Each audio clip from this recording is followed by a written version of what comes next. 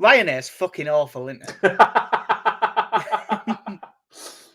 I'm not beating around the bush on this one. Fuck Ryanair.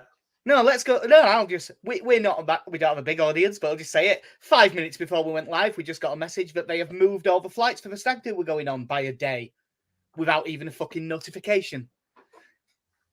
So yeah, a bit annoying. The problem is that the Simpsons title for this episode was going to be "We Deserve This. We Are Nature's Greatest Miracle," but now I feel like it's about the flights.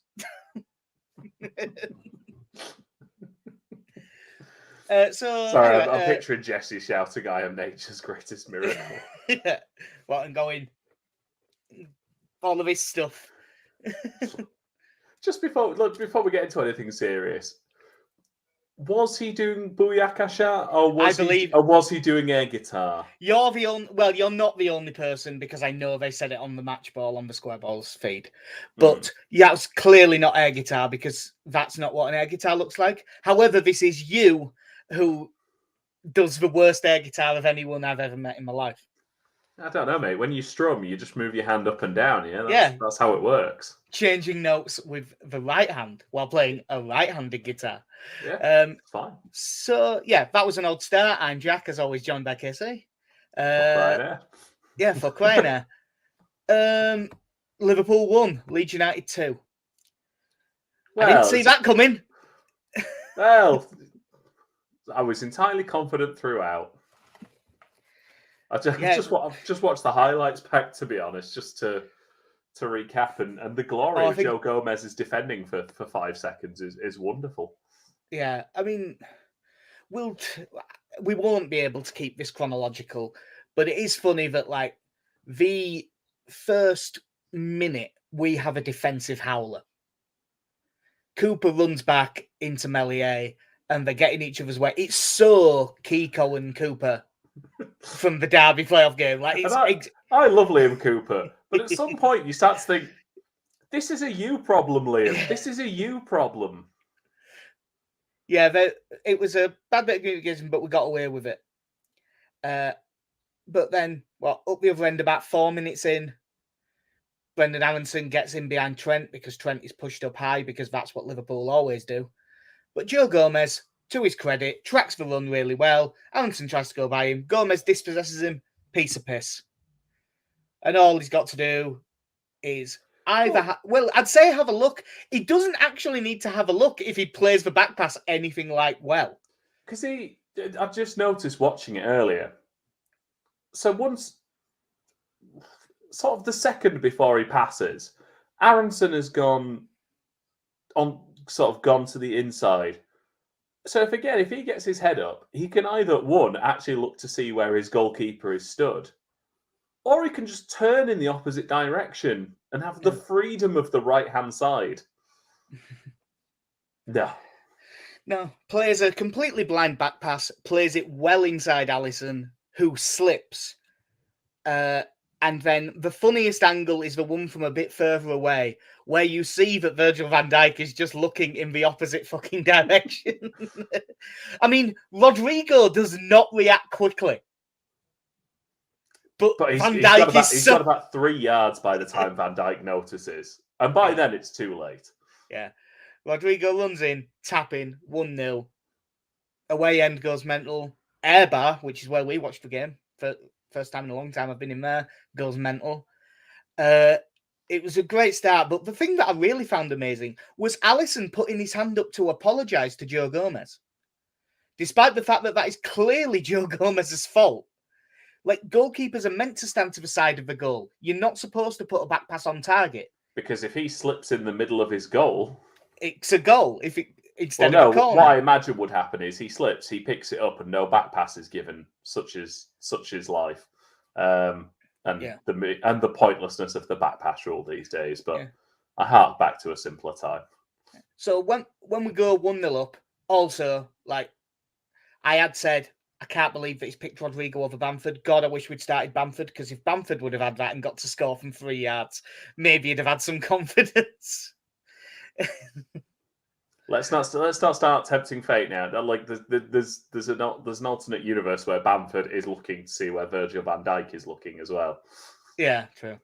It's like, oh, there must be something interesting over there. Oh no, I've missed it. We go 1-0 up. At that point, do you have any confidence that it's going to go our way? No, because at some point we're going to have to defend. And as has been proven often this season, it's not our strong suit. No, we haven't had much strong suit this year, but in this game, we really did play some good stuff. I think Firmino had a decent chance just before the goal.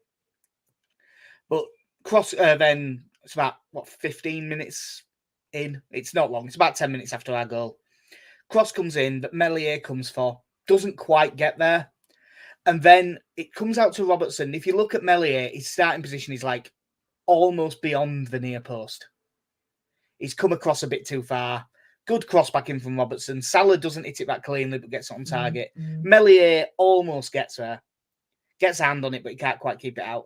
Meslier is a little bit out of position on the cross, which I would say is big enough to probably constitute a small error. It's fair to say he made up for that as the game went on. Yeah, the marking situation was fairly lax at that point as well, because I think they seem to have roughly 3v1. Yeah, if I remember rightly, it seems to be. I think it's like Robin Koch who was just left stranded in an ocean of red shirts. Because I think it looks at first like Fabinho's going to win the header, and then I think it just sort of dips just behind him. And yeah, Salah, and it's not a particularly clean finish from Salah either, but it goes in. So yeah, one of them where it didn't have to be. So long as he got it on target, there was a pretty decent chance it went in. But one apiece, and you think, all right, here we go.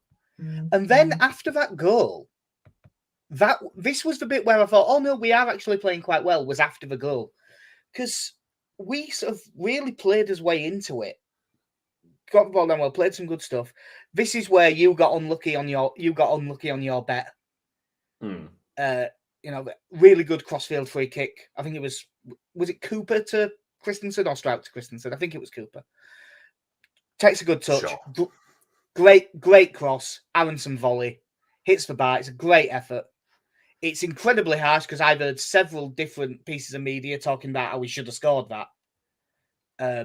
Like first time volley on your weak side coming across you. It's an incredibly hard finish. She's done well. Yeah. I think the thing that's quite nice to see about that is it's not particularly been a position we've actually seen Christensen get into much this season.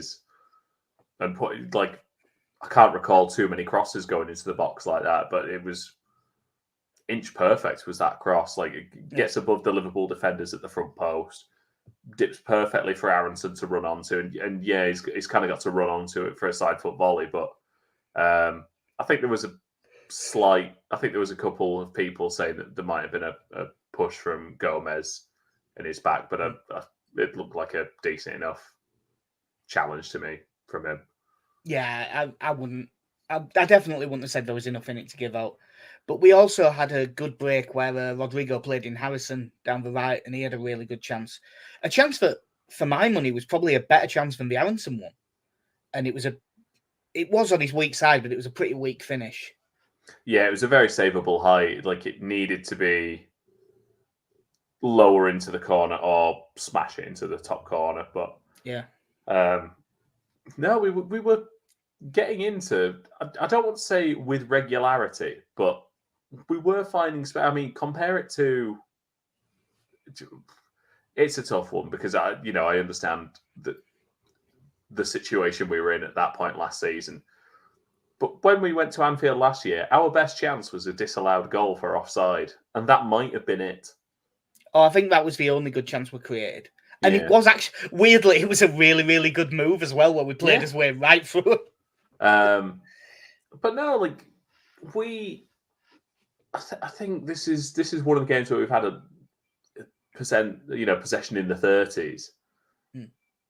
But like I wouldn't say like a lot of Liverpool's touches were in their own half and around the halfway line. Like yes, they obviously had chances, but I don't think there was any point where you'd say we were penned in.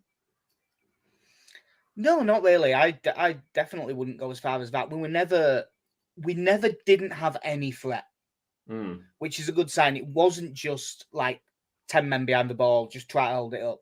There was always something there. I mean, and yeah, they did have chances. Obviously, we'll just like they got Núñez in behind twice. Meslier did brilliantly on both of them. I think it was the first one where he came out, but sort of timed it well and made a slide tackle, basically. Yeah, I think he looks for all the world like he's about to go down, and he just sort of holds off for a second. And I think Núñez takes that time to take an extra touch, and then as he goes in, it turns into a slide tackle instead. Really well judged. I was going to say, and he also had the one where he just slid out and made the save. Good 1v1 wise. Núñez is a weird player. Like, he's such a threat, but also makes really strange decisions. Is he a wide forward? Because that seems to be where he gets used, but for his size, he's built like a centre forward anyway.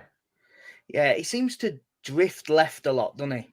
It's an odd one. I feel like it's one of them where if he gets Steve Morrison, if you play him in the middle and he drifts there to create the space, it's fine. But if you just stick him out there, it's not as good. Yeah, he is an odd player, but he'll probably end up scoring a shitload of goals eventually. I mean, his record's been quite good. Fair enough. They had a few other decent openings, but the other main one was the Firmino header, which Meslier saved well and managed to grab the rebound before anyone got there. But once we'd got to that late stage, I wouldn't say that it is sort of fair play to Marsch on this, because it would have been very easy to, with 10, 15 minutes left, start making really defensive changes to try and hold on to the point. It would have been very, very easy to do that. I mean, I think you can say it was fairly surprising when you look at someone like Jack Harrison coming off, when it's the choice is basically between him and Somerville. And I know Somerville was set to come off, but I think by the time Luke Ayling is coming on, which ends up being the 88th minute or whatever. Ayling comes on for Somerville just after the goal. Yeah, but when was the goal? Was it in stoppage time then? It's the sub's down as 90+1. Somerville's goal 89. Okay, so yeah, he's gonna But if the plan is to bring him on with however much stoppage time is left, basically the last 5 minutes, I fully understand that at that stage. Well, I mean, going massively defensive at 2-1, absolutely fine. But I honestly thought he was coming on. I think he was coming on regardless, because I think when you see the angles, Luke Ayling is on the touchline ready to come on before the goal is scored. So I think he's coming on anyway, whether it's for Somerville or not. But it'd have been a strange time to go, you know what, let's put in a different right back for the last 5 minutes. To be honest, I didn't actually notice that Ayling was ready to come on. But no, at that stage it would have been fair enough anyway. But like you say, if you get to 15 minutes left at Anfield and you think, we'll put another body in at the back, it's not the most unreasonable decision. No, but fair play to Marsch for not doing that and keeping us having that little bit of a threat. Because we also had, the annoying thing about XG 0 for this. Bamford was played clean through on goal and just took as nearly as bad a touch as Firpo took a penalty last night. There was still a threat there, but then we should talk about the goal, because it was fucking brilliant. Leeds still really pressing at that stage. That was the thing that I love to see, because the past 6 weeks, we've had quite a few games where we've pressed well for half an hour and other teams have then gone over it. But we've also dropped off in terms of his energy, it looked like. And we didn't at all in this, but we're just going and going. And we're pressing into that, their right back area. We've got 4 bodies pressing. Forces a weak clearance, which Tyler Adams intercepts. Plays it out to Nonto. That little turn where he flicks it with his head and turns round. is really good. Goes into the corner, but more importantly, goes into the corner and drags 3 Liverpool players with him, which means that there is space. Good low ball into Bamford, who does a great layoff. Excellent layoff by Pat Bamford. Yeah, not a bad first touch at all. I think the defence I will try to give him of that touch is that he's possibly trying to if he's thinking he doesn't have the space on the ground, to tee it up to try and go for the volley. Yeah, maybe. Which, I admire the confidence if that's what it was. Yeah, it was I'm struggling for goals. You know what? I'm teeing myself up here. Yeah, but it loops it into the air. Awkward height for Somerville. And in the space of what seems to be about half a second, Tex brings it down, takes a touch out of his feet, and puts it into the far corner with the outside of his right foot. It's a really good finish. It is one that Alisson will probably think he should save. But I think he's caught out by how quickly he hits it. The actual shot itself isn't that amazing. It's that he gets it off so quickly. And if you don't give a keeper time to set themselves, then it always makes it way harder for them. And I mean, cue fucking pandemonium everywhere. It was brilliant. It was one of the best moments. Like, it's definitely the best one of the season. I mean, if we'd scored against Arsenal, we'd have had something to compare it against, but that never came. So yeah, it was fantastic. Like, it's that outside of the foot from Somerville as well, and it, like you say, Alisson probably should do better because the angle is narrow enough that I think he should get across to that. Yeah, but it like you say, it just he does so much in such a small space of time when he gets that ball. Yeah. I'd like, again, fair play to Jesse for leaving him on, because Harrison would have been the more defensive of the two, the one that's going to drop deeper and be more useful as a, out of possession. But, he had a good game and deserved to play as long as he did. Like, and I think ultimately, when we get into the talk for the Bournemouth game, like, he definitely has to be in contention at this point.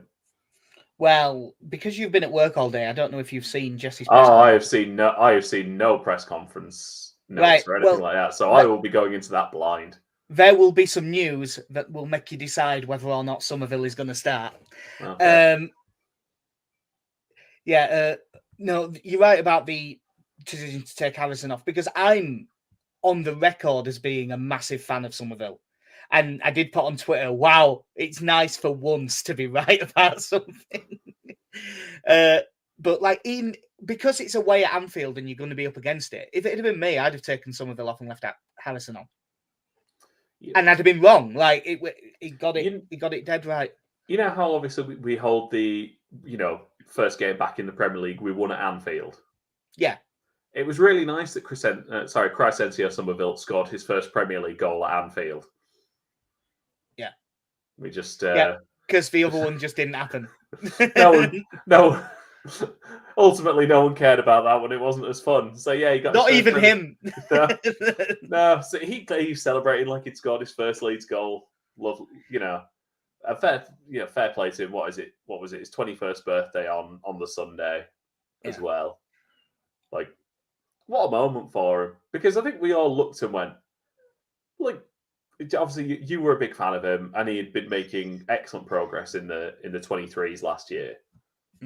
And then he gets the number 10 shirt, and you went, all right, that seems a bit much, but sure, why not?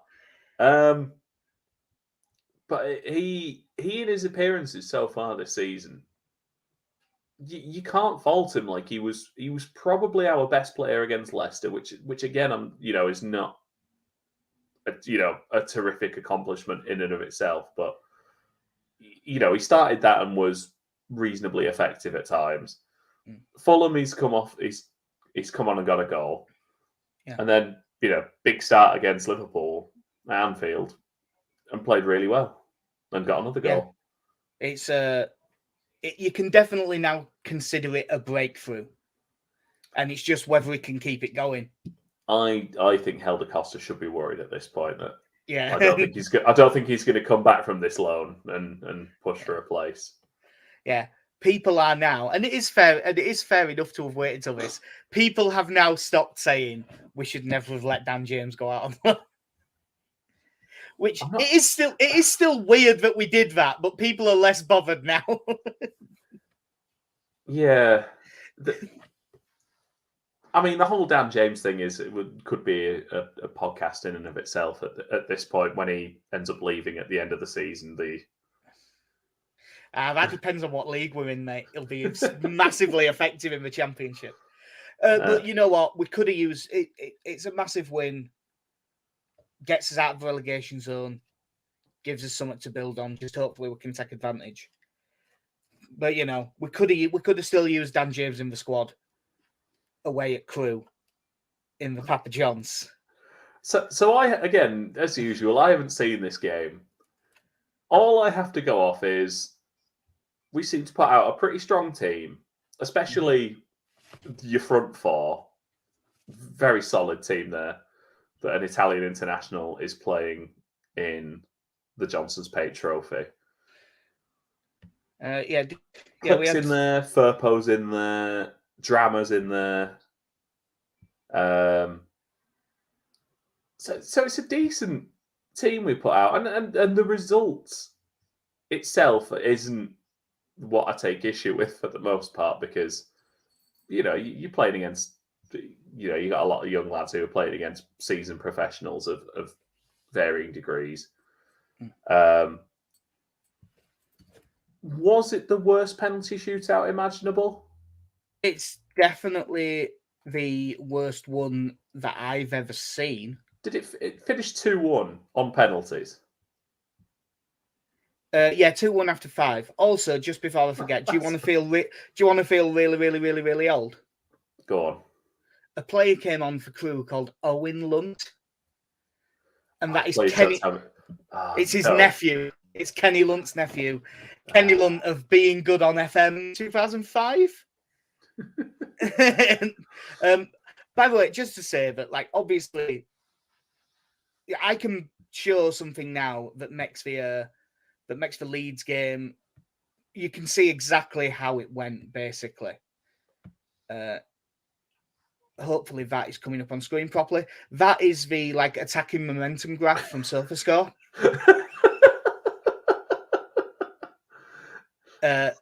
Shout out to Focus on Leeds, whose tweet I'm using for this. It's fair to say Leeds were the better side. Basically Leeds were miles the better side. Just had all the ball, all of the attacks. I think the first time Harry Christie touched the ball with his hands, I think, was the 89th minute. We were just all over them. But despite picking such a strong team, the truth is, all of the front four all played pretty badly.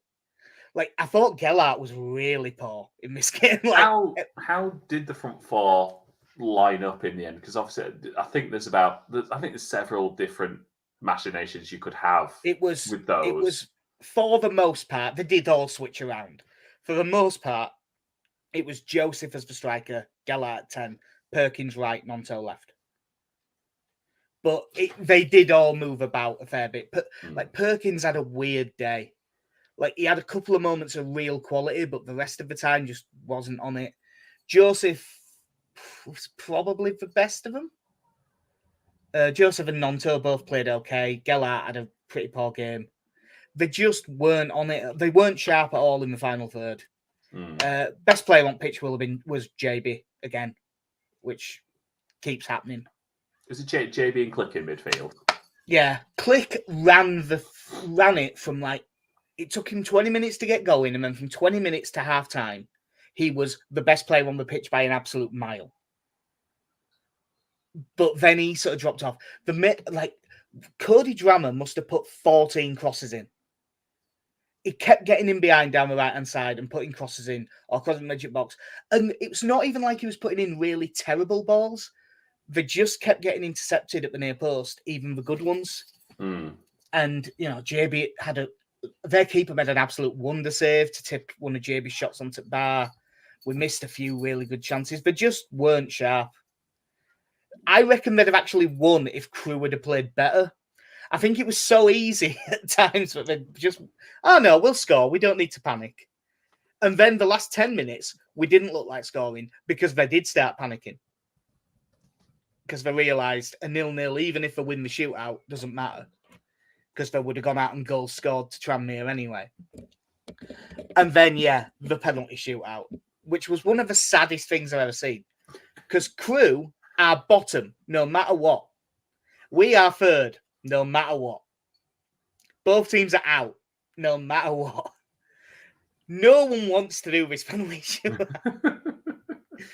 Their player scores first, and then Click takes a decent penalty.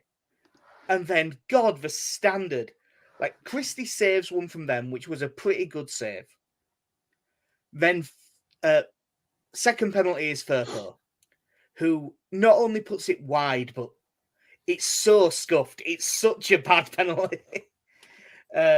His was awful. And then their next player steps up and he smashes it over the bar. And then try to remember the order. Perkins takes a stinker with a penalty. There's someone else who's taken an awful one before JB as well. I can't actually remember who it was now. Jamie Shackleton came back just to miss a penalty. But the penalties, they were there was 7 missed penalties in those 10. And that's horrendous. That's horrendous for professional footballers. Yeah. Only 2 of those were saved. Out of 10 penalties, 5 were off target. Now, I'll give JB one thing. It was a shite penalty. Like, it really was. But 1, his was at least on target. And 2, the keeper was about 2 yards off his line. I have no idea.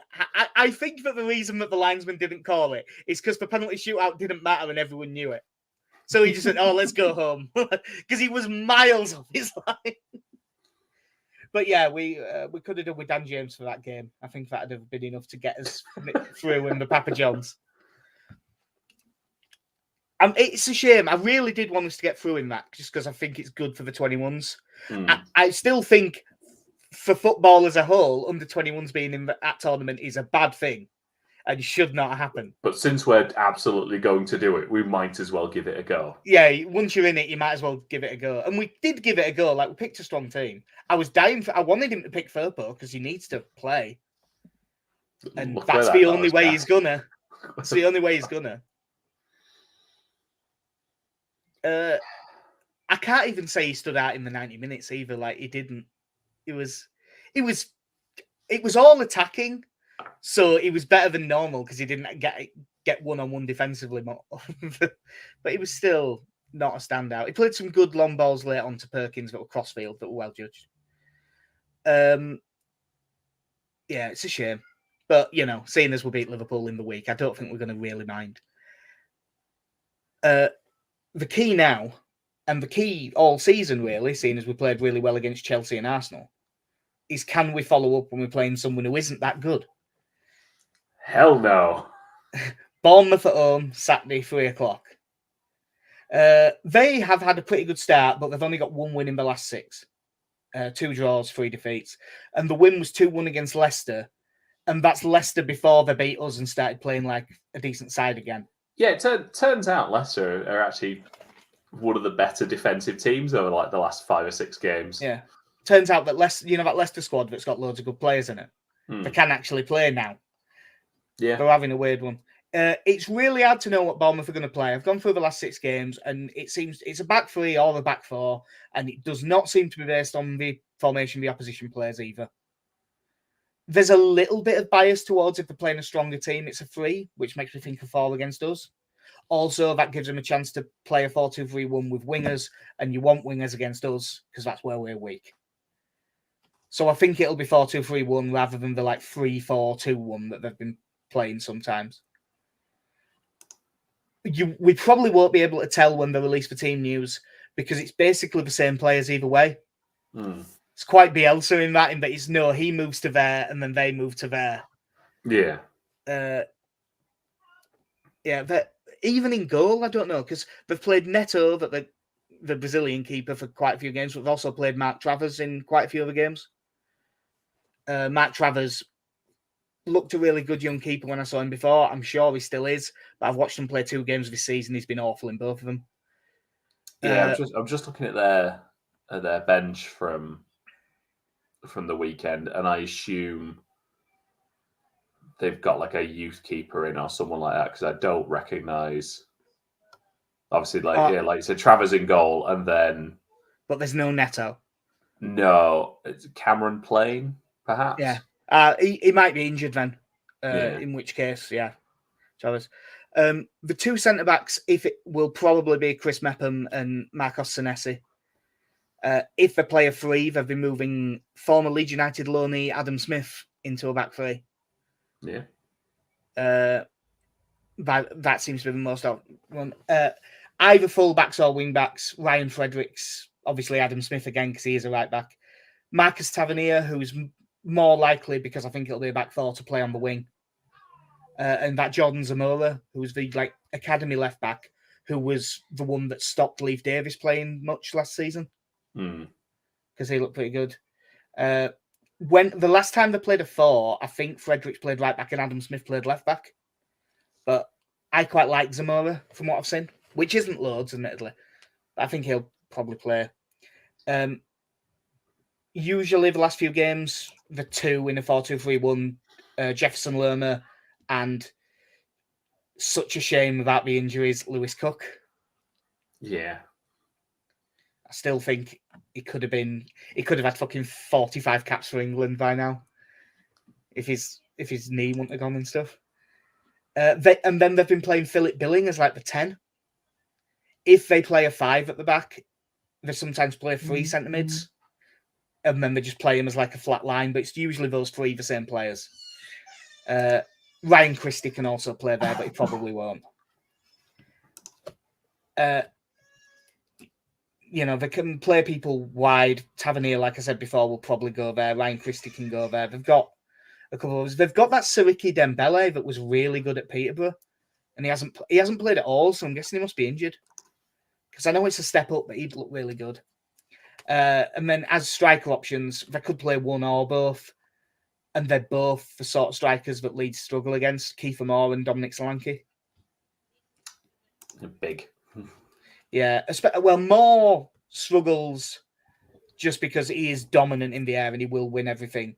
Solanke is big and physical, but he's also quick and his movement's good. And for years, his finishing wasn't good. And then last year, he scored a shitload of goals. And he seems to have got his confidence back because he was like nailed on to be England number 9 when he was 16, 17. They thought he was absolutely shit out. Did he play up front in that under-17 team that won the World Cup where Lewis Cook was? Did he captain him, Lewis Cook? I think Lewis Cook was the captain. Yeah. Why are we focusing on Dominic Solanke here? Well fucking done, Lewis Cook. Yeah. Dragged that team to glory. Yeah. When you look at, I think that team also had like Phil Foden in and a couple of others. That's all Lewis Cook, mate. Yeah. So, yeah, who among their team is particularly worrisome for you? It's Kiefer Moore. It's absolutely Kiefer Moore. I see you've watched Leeds United before. I think you might have described him, and I don't know whether this is harsh or not, as having a touch of the Zigiches about him. Yeah. Like, fuck, he's big. It's like the Big Show. Jesus, he fucked up again, but God, he's huge. He's not a world beater by any stretch, but he's very good at what he does. I mean, he scored twice against Spurs last weekend. Yeah. So you would assume he's going to start this one. Sorry, I've got his Wikipedia up here. One, he's 6'5". Are you about to list some of the clubs he played for early in his career? Because I know roughly what they were, but I don't remember specifically who. Oh, no, I was going to go for his 2 middle names. Kiefer Roberto Francisco Moore. Nice. Born in Torquay. Weirdest thing. There's no Italian in his family at all. No, like there's not a personal life section on his Wikipedia. No. You know, By the way, I'm assuming there actually is. I was just saying. But yeah, fair play to him because he's gone Truro, Dorchester, Yeovil. Nice little break over to Viking. Forest Green, loan to Torquay, Ipswich, loan to Rotherham, Barnsley, Wigan, Cardiff, and now he's a Premier League striker. Yeah. He also has an England C cap. Yeah. I always like when there's a player in the Premier League who's got an England C cap. It doesn't happen very often. No, fair play. Like going through his career, like clearly he has been effective to a point for a number of teams. For Cardiff, he 25 in 64. Which is not bad for a target man. Yeah. 21 in 51 for Barnsley, 10 in 36 for Wigan. So he's 30 now, but his last sort of 4 or 5 years, he's done pretty well, and I can see why he would go to a major tournament. I have a completely unresearched theory that properly tall players 23 is being 19. Because you've not put the muscle mass on yet to really use it. Literally, what I'm thinking of is what Peter Crouch were like. Like, he was getting sent out on loan to, like, Dulwich Hamlet and the Swedish second division when he was, like, 19, 20. Because he just wasn't there yet. And it took him a while to become really effective. And, yes, that is only 2 examples, and I haven't really thought it through, but that is my theory. Yeah. And I'm sticking to it. There is probably a logic to it there of like, yes, I know when you clearly have the ability that he is, that you are a good footballer, but the idea of not just using your body like every footballer learns to do, but using your body because you're so much bigger than everyone else. Yeah. Like, it's probably a lot harder to, like, it's that jump from going from playing under 18s where everyone is probably built similar to you to then you come up against a couple of 28, 30-year-old central defenders who've got the muscle already packed on and know how to knock you about. Yeah. But yeah, and also, you probably, up until that age, your coaching is more standardised. And you need something different to what your standard striker is doing. You know, if you're learning, you're running behind every single time, that's not going to end up being your game. It might take a couple. Sorry, hang on. Sorry, there's something I clearly missed there. Born in England, Moore played once for their non-league select team in 2016, but was eligible for Wales and China through ancestral affiliations. I have no idea about the China bit. It's the Welsh Pascal Strauch. Yeah. But to be honest, there might be some money in that for him late in his career because there's lots of quotas in Chinese football. And if he's eligible, I think that means he can play because they signed that Tyus Browning, didn't they, from Everton for a load of money, whose name is now something different. And they did it with there's been a couple of them that they bought just because they were eligible, and now they're in the China side. Obviously, he can't play for China because he's with Wales, but a 35-year-old Kiefer Moore rocking up for 1 year in China at the end, I wouldn't rule out. Yeah. So, yeah, he's the one that scares you. If he's on it, but just because of the way they play, both Lerma and Billing can cause damage because they're good footballers and have a lot of physicality. And I could see, as much as I like Rocker, I could see him giving him a tough time, like off the ball, especially. I was going to say any changes from the side that beat Liverpool, but just to clue you in, Dallas and Forshaw still out. Archie Gray will be on the pitch tomorrow, but obviously he's not going to play. And Luis Sinisterra is out until after the World Cup. Oh, okay. So, yeah, it will most likely be some of it. Yeah. Fair enough. Sinisterra's done something to... It's like, I can't actually remember what Marsch said because I was looking after my daughter at the time. But it's basically sort of the thing that it's not the metatarsal, it's like the joint of it. That is this. it's some damage with that, and it can be really bad if it ruptures. But they don't think it's ruptured; they think it's just torn. But I'm just hoping that injury didn't get worse, because when he got injured in that tackle, we left him on for like half an hour when he was visibly limping the entire time. Yeah. And then he got into another tackle. So I'm really hoping that it wasn't made worse by that, because that would be a very annoying, because the entire crowd was saying, no, sub him, he's clearly not right. So seeing as you now know Sinisterra's not fit, any changes from the side that beat Liverpool? No. No. By the way, just from going through the Liverpool game, because he's not directly involved in anything, it's actually criminal that we never mentioned how good Tyler Adams was in that game. Yeah. You know what? Yeah, we didn't really talk about it because he was absolutely outstanding.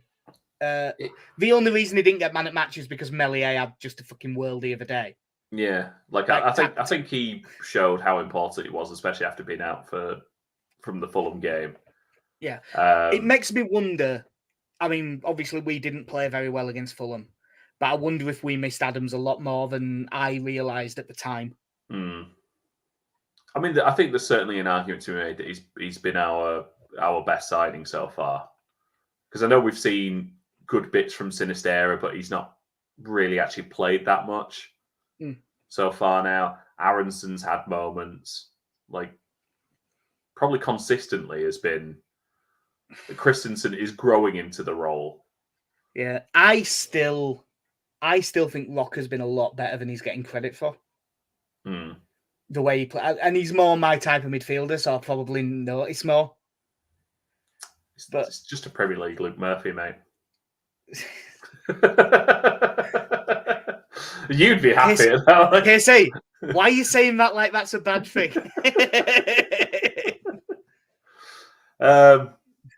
Yeah, I can't see us making any changes now with how it went. As much as it probably still would make sense from a fundamental point of view to start Bamford because he presses better.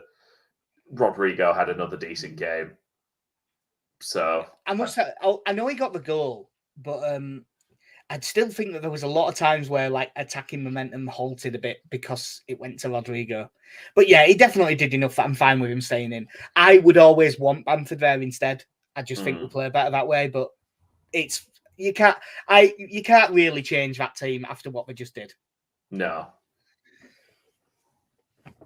So yeah, it's my turn to have also not even had a glance at a bet yet. But what's your prediction, Casey?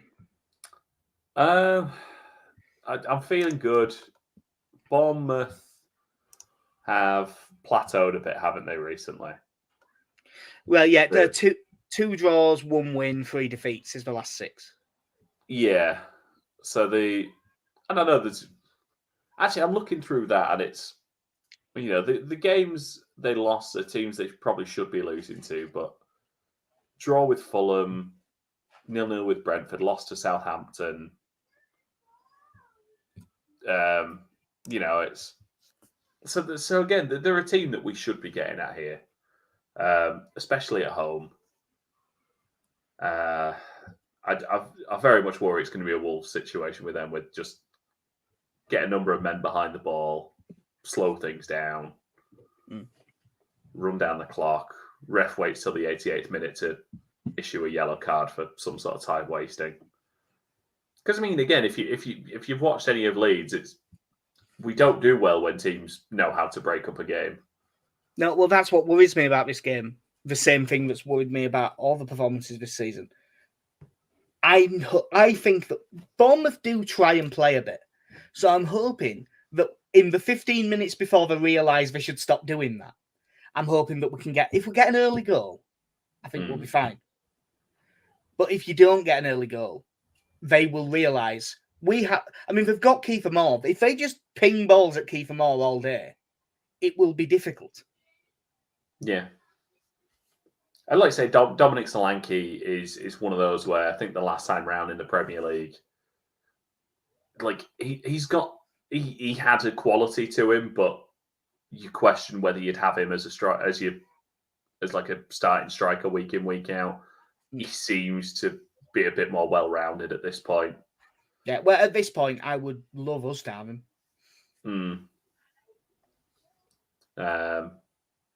So, yeah, I also have not looked at a bet, but I've also realised that I never actually made a prediction. But No, I'm gonna get, I really killed 2 minutes there. Yeah. I'm going to be positive, and I'm going to say we win 2-0. Gonna win. You know what? I had already written down 1-1, but I'm going for a 2-1 win. I just think that with a bit of confidence in the team, I think we'll be okay. I think that we'll manage to get this one. We really do have to, because for all the credit that he gained last weekend, if we fuck up and lose to Bournemouth, Marsch is all the way back in trouble again. Like, these are the games really that are more important. And as for a bet, I have just seen one. I aren't going for some big, massive odds this time. Melier to make 3 or more saves. 11-10. Because obviously that includes weak, rubbish saves. And I think that Bournemouth will get 3 shots on target. Yeah. I don't think that should be odds against. In a similar vein to yours, actually, I've got Bournemouth 2+ shots on target in each half at 5-2. Shots on target in each half, 5-2. Oh, I've got that in the sheet.